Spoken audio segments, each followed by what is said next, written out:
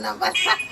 Ayan, so hello mga kalods, good morning. Ayan, dito na naman tayo no, sa hakutan serye namin. You know? Nakita mo nga kung mga box na nakakutin natin. Yun, no? Ayan, so, ayan, dito na.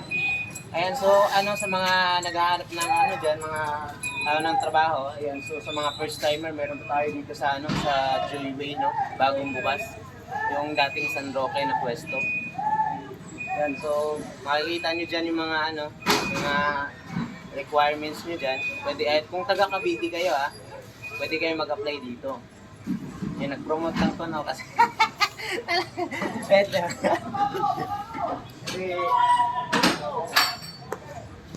makita mo lang yung mga requirements na dapat silang... Pinopromote mo yun Oo.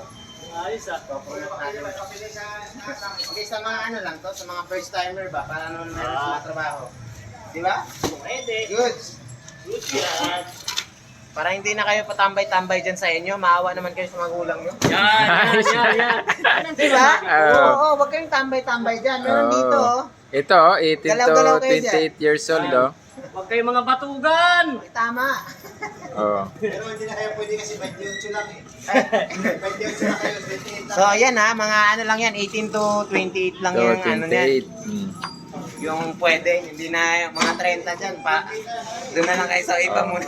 Sa mga naghahanap ng experience dyan, dito tayo magsisimula. Oo. Kasi kahit first timer ata nakakapasok dito, hindi ba? Oo. So, yun lang naman. Bye-bye mga kalods. Ingat.